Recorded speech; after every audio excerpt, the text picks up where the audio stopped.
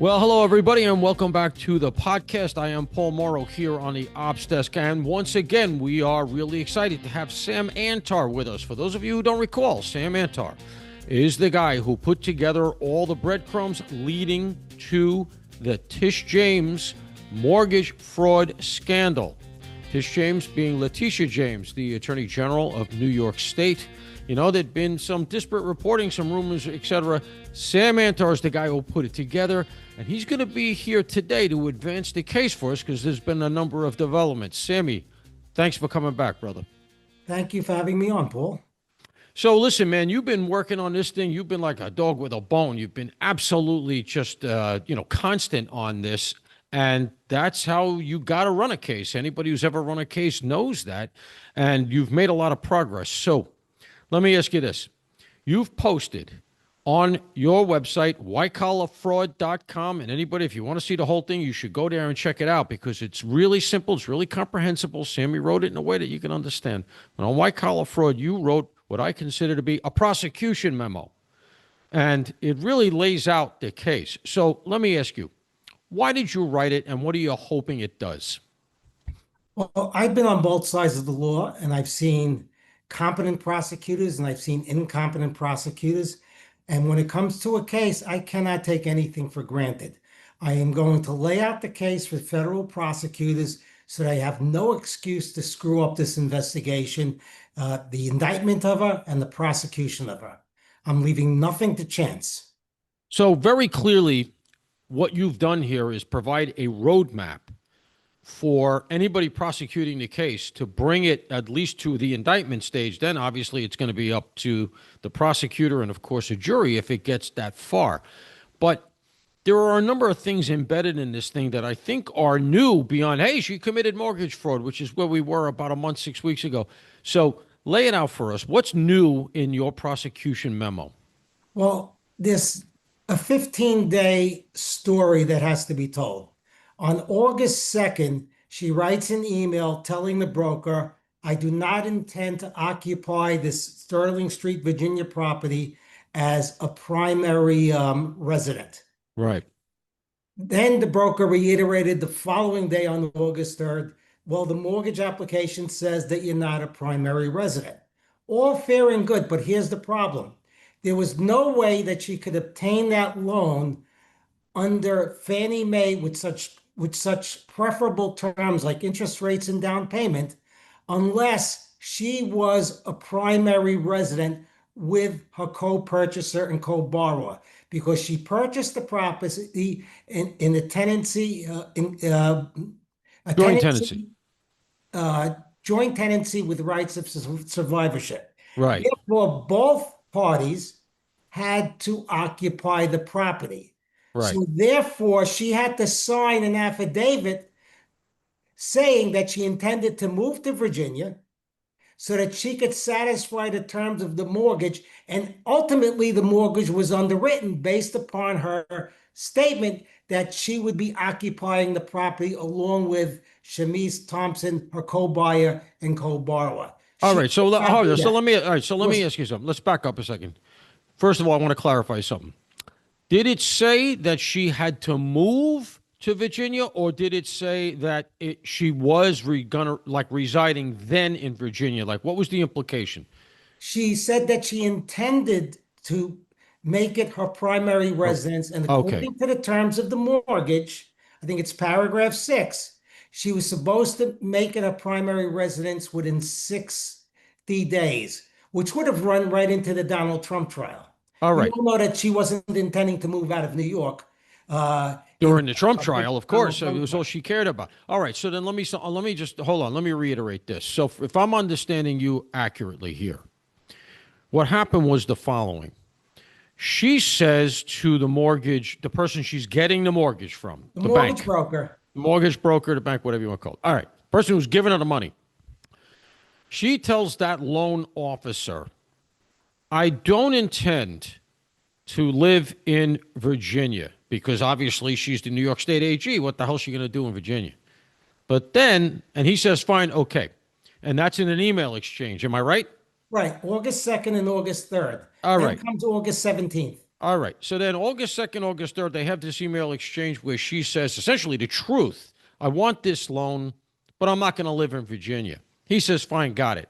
And then it proceeds downrange. And about 2 weeks later, she puts in the affidavit, which she has to swear to, which she signs, which is notarized. With two She witnesses says, from her own with office. 2 witnesses from her office, she says, I intend to live in Virginia.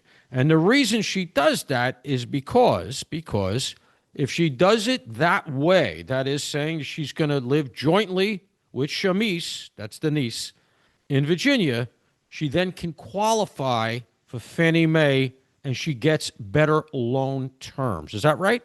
That is correct because of 2 points. Number one, she owned the property. She couldn't be a co-signer because she owned the property Right. with Shamise as joint tenants. Now, that automatically put it into the investment property category.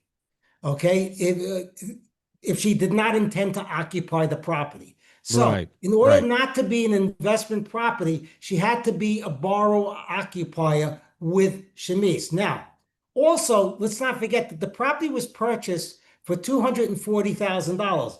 The mortgage on it was $219,780. That's about 91.6% leverage. 92% essentially. Right, The thing is 90%. mortgaged at And in order to 92%. qualify Yeah. for the special treatment under the under Fannie Mae to better down payment terms, interest terms, she had to make that disclosure to the bank. It was not the mistake that she claims it was. It was premeditated fraud. How much did she benefit by from this? Boom, give me a number. All right, according to my calculations, now I don't have the exact terms of the mortgage. I had to use industry information. I estimate approximately $100,000, give or take. Oh, so this is serious felony territory here now. $100,000 at the federal level. She defrauded the bank. Essentially, she defrauded the bank, right? Right, but under US law, and there's a Supreme Court case, I don't Mm. have it in front of me, but under US law, she does not, they don't have to prove that she benefited financially. All the feds have to do is prove that she made a false statement to the bank, and that's what she did. You know, there's actually a recent Supreme Court case that just came down. It's up on the ops desk that we wrote about it, our legal editor, that there's a recent decision that fraud doesn't have to hurt anybody. And if you committed essentially something that's dishonest, for lack of a better term, you can be charged with the fraud. There's a number of ways this comes into the fraud category. But now I got to ask you this, because very clearly, if these are the facts, and it certainly looks to be the case, she's in the fraud bucket. Is the bank loan officer not also in trouble? Because he seems to have gone along with this, no? Well, that's for the FBI to do in their investigation. In other words, what they're going to do is they're going to interview the mortgage broker, the bank loan officer. They'll interview Shamise Thompson, her co-buyer, Right, co-borrower. right, They'll right. interview everybody that was involved in that transaction. But in any case, irregardless of who they interview and what they say, the facts in black and white on pencil and paper from public documents say it's a fraud, and it Well, is a fraud. and you've laid it out, as clear as a bell. Now, let me ask you this. Her lawyer, Abby Lowell, celebrity attorney, tends to represent Democrats. He had Menendez. He had Hunter Biden. He doesn't have a great recent track record, let's be frank. And no offense to Donald Trump's son-in-law, I think he represented Jared Kushner too. All right. So, he's been around this guy a little bit. So this is the thing. And I'm sure he's not hurting. I'm sure he's a fine lawyer. I mean, he got where he got. I'm sure if you really dig into him, which I haven't, but if you really dig into his history, I'm sure he's got all kinds of wins. You don't get to that level by losing all the time. So there's that. But correct me if I'm wrong here, if I'm reading the fact pattern accurately and the chronology accurately, according to what you lay out at whitecollarfraud.com. In protecting her here, or attempting to protect her, he puts out all of this stuff about, hey, she said in an email in black and white in big, bold capital letters, I do not intend to occupy this location in Virginia as my primary residence. But doesn't that end up hurting her? Because 2 weeks later, when she has to sign the paper, the affidavit in question, she says she is going to occupy it. So doesn't highlighting the fact that she said A but then did B 2 weeks later just further jam her up? Yes, would probably happen. Here's my guess. Okay. Everything else I told you is fact, but when I say opinion, opinion, this is my opinion. I think that she was in a rush to respond to the DOJ inquiry, and she pushed them to write this hastily written response to it without actually researching the issues that are involved. In other words, by doing what he did, he actually buried his client instead of helping his client. He implicated her for mortgage fraud because if you read what she had written her lawyer had written in response, that basically seals the deal. She committed fraud. Why did she have to? Now, I understand that she was mortgaging this place at almost 92%. Why did she have to claim joint tenancy? Was that necessary to get the Fannie Mae? If it was tenants in common, it would be an investment property also, which would trigger certain covenants under Fannie Mae. She had to buy this as tenancy, I'm sorry, Joint tenants. joint tenancy. Joint tenants and right of survivorship, which is very common among close relatives because, what it essentially means is we're going to share the property equally, but if I die, it goes zoop right to the other owner. Right. But that also creates an obligation that both joint tenants have to comply with the loan terms. Right. Not one or the other, both. And that's the way the mortgage was underwritten. Now, he did try to claim in his response to the DOJ that there was a subsequent document before the closing and after the power of attorney that contradicts the power of attorney. In other words, goes back to what she said on August 2nd and 3rd that she didn't intend to occupy the property. Right. But, interestingly enough, the document that he pointed to, claiming that he had that document, was one of the earlier emails, not a subsequent email. But regardless, let's say that document exists, and they're now trying to sanitize it by producing that document. The fact of the matter is that the loan was still underwritten on the basis of her occupancy. She derived the benefits. She took no efforts to make any corrections whatsoever to the mortgage, and she's still deriving the benefits today because the mortgage hasn't been paid off. And so the mortgage is still in place here. I got my Greg Gutfeld cup here, by the way, folks, which I didn't steal. All right. Anyway, so let me reiterate that a little bit for you. So in other words, she is still paying this loan, and so you said that they consider it about $100,000. Correct me if I'm wrong, but she, theoretically, is still accruing the benefits That of is correct. what looks to be a felony. Am I wrong? That is correct. Entirely correct, sir. I tell you, one thing you see in the police world, let me bring it home to a corruption issue, is that when cops go bad, they go bad for such penny ante amounts of money. And I'm not saying $100,000 is penny ante. It's a lot of money to anybody unless you're, Elon Musk. But, when in considering in the scheme of your life, your reputation, your pension, your status as the attorney general, if it went the way it appears to have gone here, what a low rent fraud this is. Am I wrong? I mean, really? That is correct. But you also have to look at the bigger scheme of things. She's been doing mortgage fraud repeatedly with a 296 Lafayette Avenue property in Brooklyn, Right. saying it was 4 units with a governing structure. The certificate of occupancy says it's 5 units. She did at least 10 mortgages that way. Then there's another property in Queens that she bought with her father as father-daughter, but she signed the mortgage as husband and wife. Now, that one I've never been clear on. We hear about that one. I know the statute of limitations ran on that one a long time ago. But what I don't understand is I've never heard that there's any advantage to buying it as husband and wife as opposed to your father being your co-signer. Do you have any clarity on that? Because I've never heard an explanation for that. I don't because Joe Gilbert uncovered that, and for me, it wasn't on my radar. It's It's something not that one of was the too things, right? far It's not back one of that wasn't worth my investigative effort, so to speak. right, and it's so old that I don't think it's pertinent other than to show what you just said, which is a pattern of obfuscation and a pattern of, let's call it what it is, dishonesty, man. And look, she's innocent until proven guilty. She is a public official, however, so she gets a little bit of a higher standard ethically wise. It can't even have the appearance of impropriety. We all have seen that and we know that. But that said, we want to be fair on the ops desk here. She's going to have her day to explain this. Let me go to that. Let me ask you this. Do you think she's going to have to explain this? What are you hearing in the trying to drums? explain it. No, I don't mean in public. I mean, what are you hearing in the background? Is she going to get indicted here? I know there's a grand jury. I believe that she'll be indicted. When's that happening? What are you hearing? I don't know. It depends upon the Department of Justice and the FBI investigators. You can have great FBI investigators, but terrible prosecutors and vice versa. You have to have both in this case. And there's a grand jury. There's a grand jury in this case down in Virginia. Am I wrong? Right. See, the problem is most people I would call are lazy readers. You see it a lot in social media. People read the headlines and automatically they react. Same thing with lawyers. They don't delve deeply into the documents and go anal on the regulations like I have. Yeah, but let me tell you. That's how you're supposed to prosecute. No, I know, and you're 100% right. But let me tell you something.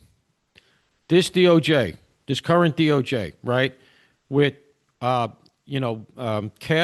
and Bongino running the FBI, with Bondi as the head of DOJ, and with Trump as the top dog here, there is no way that I think, I worked with U.S. attorneys, God, more than I care to say. There is no way that anybody is going to soft pedal this one. I mean, they are going to say, I need this thing done fully. And if there's nothing there, it's nothing there. But there's no way it's going to fall through the cracks. The reason that I'm not taking anything for granted is the DOJ and the FBI are both vast bureaucracy. In any vast bureaucracy, you have competent people, you have competent but lazy people, and then you have incompetent people that are lazy too. I am not taking any chances. But here's one thing that has to stand out. She's been trying to say that the August 17th power of attorney was a mistake. Right. So implicitly, she's saying that she contradicted her previous intent. It's an admission, which is a stupid thing. They shouldn't be talking. Lowell letting her talk is insanity, but go ahead. Right. Now, the only reason why she got the mortgage, the way she got the mortgage, was because of her representation on the power of attorney. Right. It wasn't a mistake. It was an intentional lie to the bank in order to secure better loan terms than she would have gotten had she continued to tell the truth. The bank was not going to allow that mortgage to go through based upon her not being a non-resident borrower or with joint tenancy. No, we got that. Not going to allow it. We got that. What they're doing is they're setting up an intent defense. I made a mistake. I didn't mean it. That's not going to fly. Doesn't fly under federal rules. That's not going to fly. It's a false statement to a bank. Oops is not going to fly here. It doesn't matter under federal rules. Okay, and let me ask you another question now, because you brought up a fact. She's trying the lazy reader defense. Well, and she's trying to apply. She's trying to. What she's trying to do is she's trying to try it in the public sphere. That's why she got a lot more public right after it came out, and she started going to rallies and everything else, because she wants to couch it as she's being, a victim of revenge thanks to Donald Trump, etc. But I think people do see through it because the facts are very compelling, and you've been laying them out, and you've been boxing her in. But I want to go back to something you mentioned earlier, Sam, because this is a salient point, and you kind of blew past it.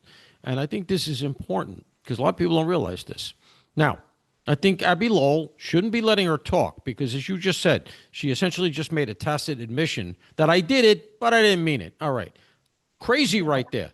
Number two, they blew the timeline. They said, well, she said in bright letters, capital letters, that she wasn't going to intend to reside in Virginia. But then all you have to do is look at the timeline, and she did say that 2 weeks later when she signs the affidavit, which is the operative fact here. So there's that. I think there's a third mistake here that you alluded to.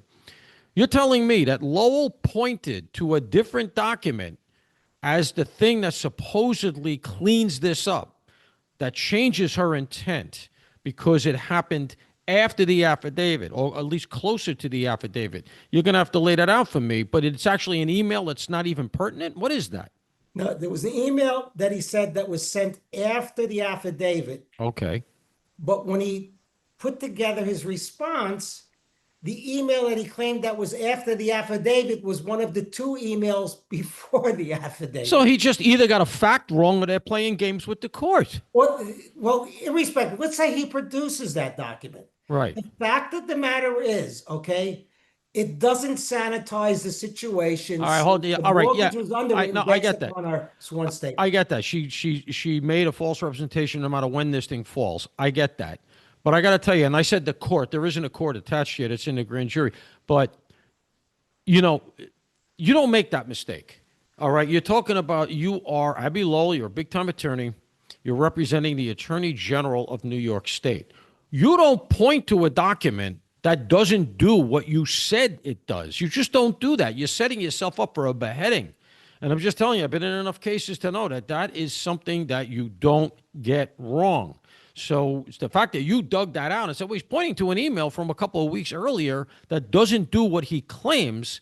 The idea that it's a mistake, could it happen? Sure, it could happen to anybody. But I got to tell you, I'm skeptical of that. I think that he's playing games a little bit. He's trying to point to things that don't exist. He's playing with the timeline because he's trying to buy time to figure out what the hell to do here.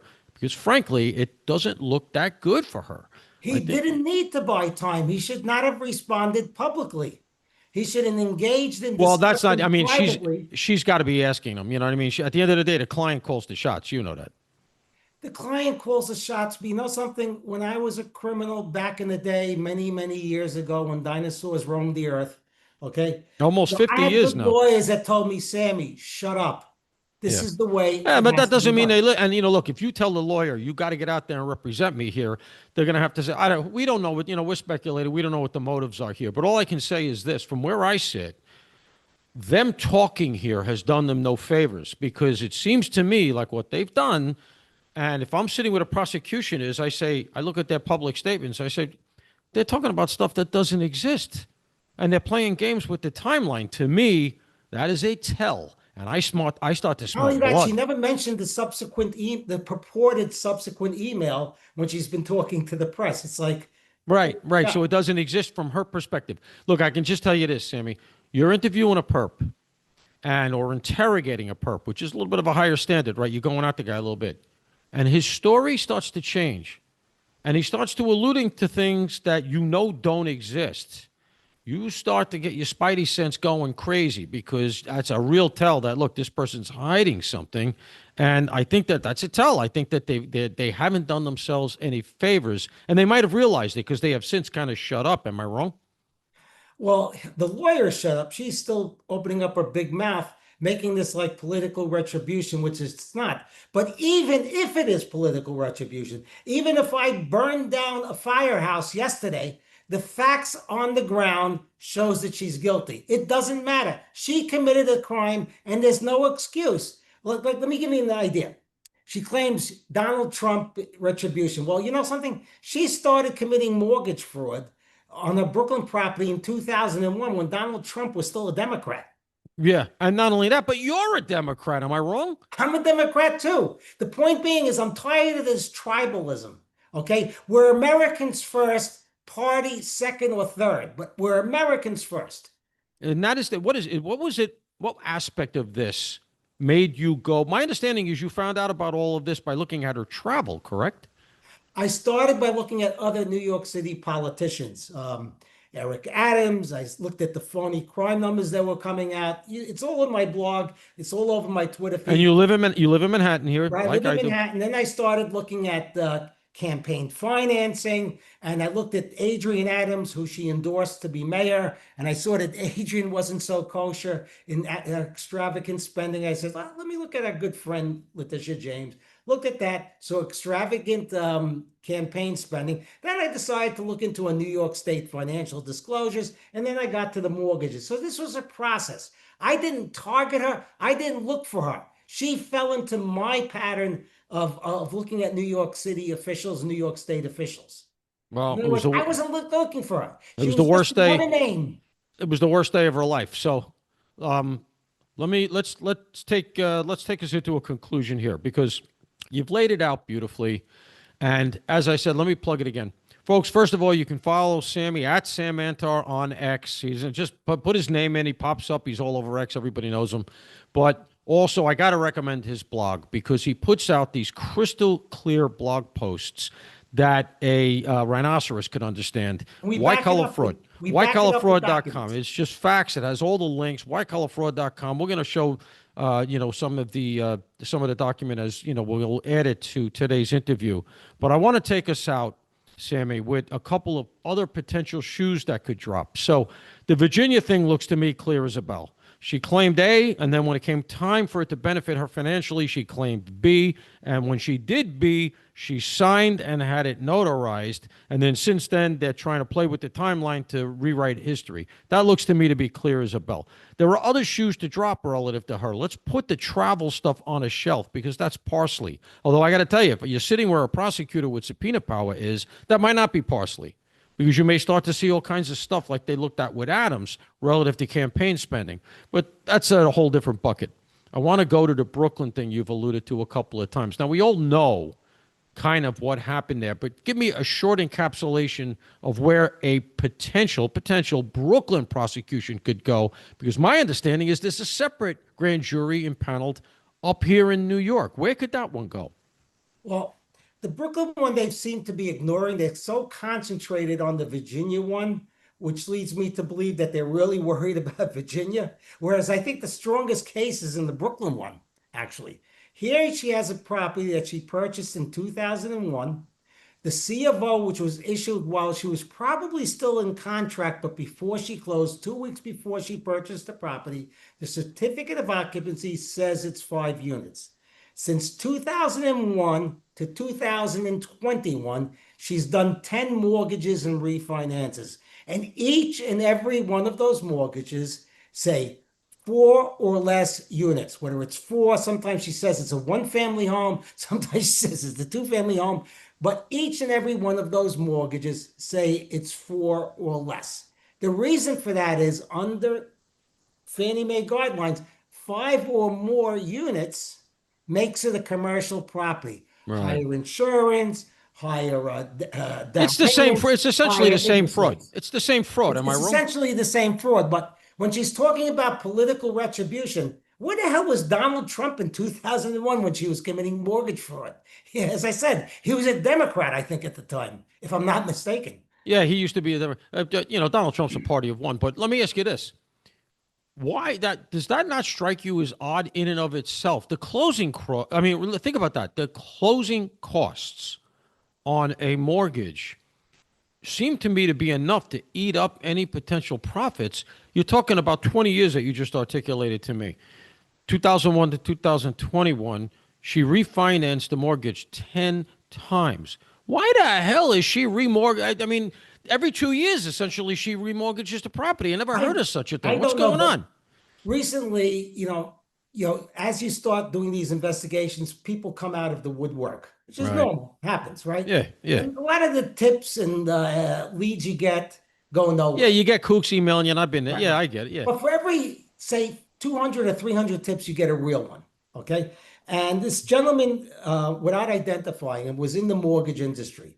And he said that before the 2008 financial meltdown, there was a fraud known as the Big Fours, whereas properties with 5 or more units, they would classify it as fraud to obtain better mortgage terms. And the people that were in it were the appraiser that should have caught it, the loan officer that should have caught it, the title company that should have caught it, the mortgage broker. So there may be a wider conspiracy here. It may be a wider fraud than we know at this present time. But the documents itself, irrespective of what the FBI finds out from interviewing people, the documents themselves implicate her for fraud. All right. So, and it's very similar to what happened in Virginia. You got what appear to be innocent till proven guilty. We know that. But what appear to be people that potentially were in on it, for lack of a better term, abetted this kind of a paper trail, skullduggery in order to get the loan. They want to make the loan. That's how they make money. And plus, it's not the worst thing in the world. She was in the city council, then she's the attorney general. It's not the worst thing in the world to get a public figure. You know, it's prestigious. If you're the loan officer, you're bringing this in. But if I'm the FBI, I tell you right now, I'm finding out the loan officer. I'm going to see this person, and I'm going to say, listen, I got the paper trail. You and I both know you shouldn't approve this. You and I both know you wrote down it was 4. You knew it was 5. That's black letter fraud. You better talk to me, or you're going to be sitting in the hot box with her. And this is bad news for her because you don't flip down, you flip up. Nobody cares about some loan officer. They're going to get her. And these guys, if you don't think some loan officer is going to flip on her, I think both ends, both in Brooklyn and Virginia, they're going to flip. But it's a pattern and a practice. One's in Brooklyn, one's in Virginia. I get that. But to me, it's all part of the same thing, right? Yes, let me say this to you. When the FBI interviews, let's say in one transaction, you have an appraiser, a loan officer, you have a bank lawyer, whatever, and one of these guys lies to cover her. They're going to find 3 other people that won't cover her, and then they're going to go back to the person that lied to cover her, and they're going to say, you're going for perjury. Yeah, of course. This Yeah. is the old story. Whoever takes the So deal gets the. she really has a lot to worry about because she She can't does. manage this situation. It's too wide and too broad with people that really don't have any skin in the game. Yeah. Listen, there may be things going on right now too, and I don't want to talk about too much trade crafty stuff, but there may be things going on right now that we don't know about. And you know Yes. what? The way she's behaved, you'd like to think she knows about the kind of things that could be going on in terms of an investigation as we speak. But I don't know that she's got the wit for it. For a woman who's supposed to be a career prosecutor to have done what she did boggles the mind. And the fact that she even has put herself anywhere near this kind of thing is amazing. Now, last question. I want to expand on something here a little bit. And this is speculative. We all know it.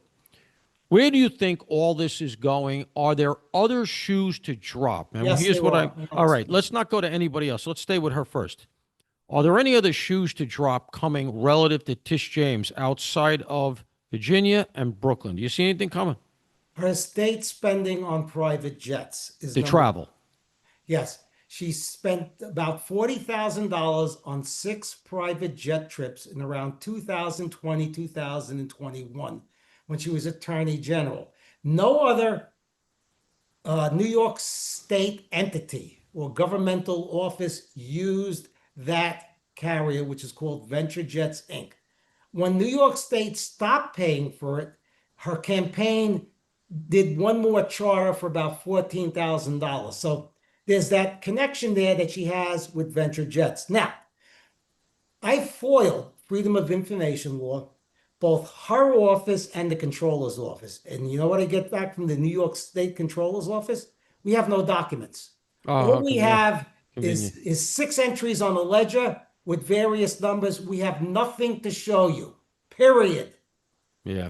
And I So, outlined in my book. Now, her office claims that they're going to have documents ready by July 17th. They were supposed to have them ready by around May 24th, but they didn't. So let's well, see. listen, what's going to happen here? The feds are going to go to Venture Jets. Right, they're going to pull a flight They're man. gonna go on the other side of it. You know, we're not getting anything out of you. Oh, you lost the dollar. There are no records. Okay, we're gonna go to Venture Jets. And all you got to do is just pull the payment records. It's likely done by either an ACH or a credit card.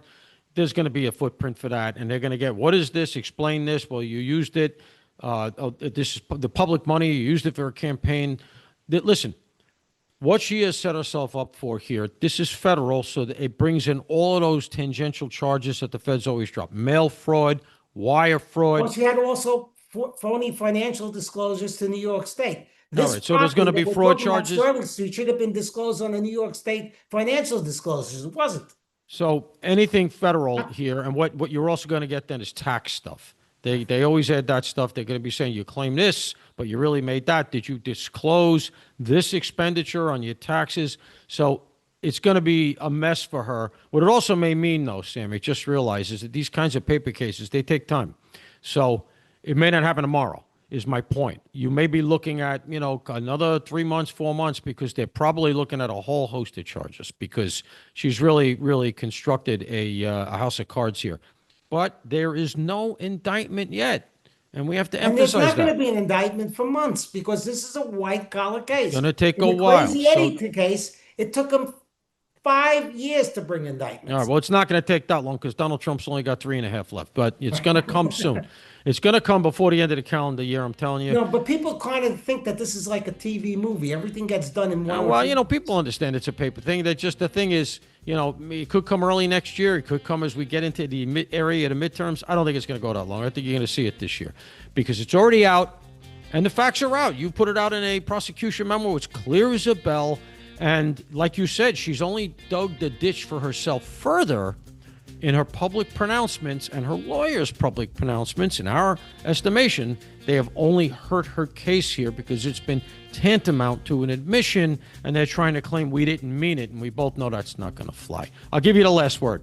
This is a case study on what not to do, on how not to represent the client, how not to respond to federal charges. The best thing that anybody should do when they're under investigation by the feds is 2 words: shut up.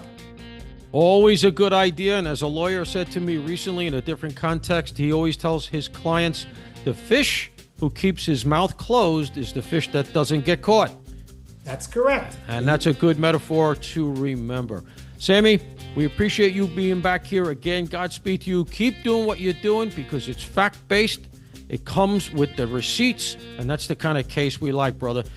Promise us you get something else. We think this thing moves forward, or we hear about an indictment, you're going to come back and talk to us, yeah? God bless. Yes, I will come back. Outstanding. You're always welcome. Folks, that's going to do it for us. Quick update on the Tish James caper. Looks like it's moving along, and I think that the prosecutors better pay attention to whitecollarfraud.com because I have to tell you, if they don't write the prosecution memo, Sammy just did.